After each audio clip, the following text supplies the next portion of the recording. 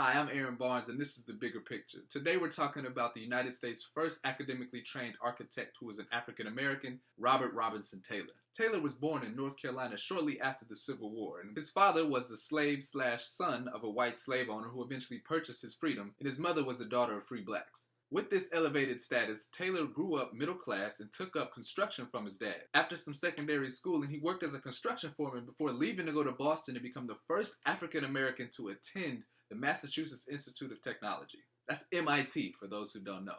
Now, I can barely imagine going to a school like Indiana University as the first black American, like Marcellus Neal. But this guy went to Massachusetts Institute of Technology. MIT was the first black guy to do it, and this was in the late 1800s. Are you kidding me? He must have said forget it and was just too smart for them to deny, because he ended up getting his degree in 4 years in architecture. Side note, you probably knew this already, but Taylor wasn't the first black architect in the United States.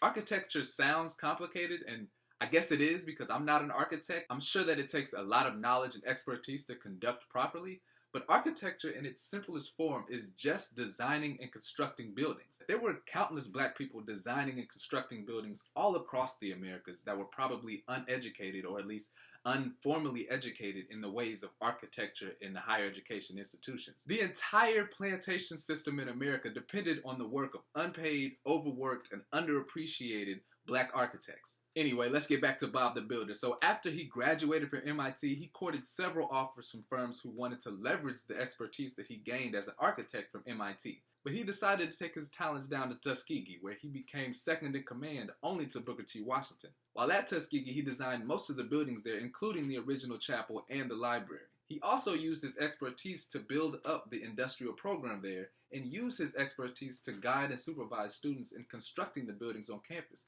including the first building project, the Science Hall. He went on to design buildings across the country and even designed the Booker T. Washington Institute in Liberia before he died in the original chapel that he built at Tuskegee. It's a shame, that we can't go see this original outstanding achievement by one of our most prolific architects. Does anybody know what happened to that chapel?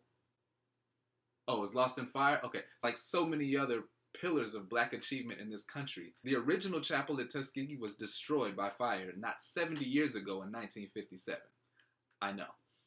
Taylor passed on his architectural legacy to his son, who shares the namesake for the Robert Taylor homes in Chicago. The family ties don't stop there, though, because his great-granddaughter, Valerie Jarrett, serves as the senior advisor to President Obama today. When Jarrett helped dedicate a United States stamp in her grandfather's honor, she had this to say about him. He believed that with a good education, hard work, relentless determination, and a dedication to family, there were no limits to what he could accomplish.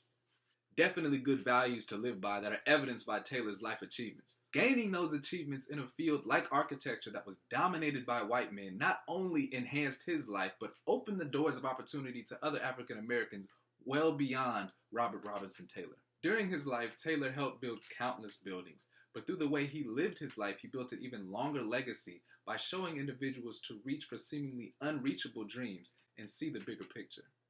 Thanks for watching.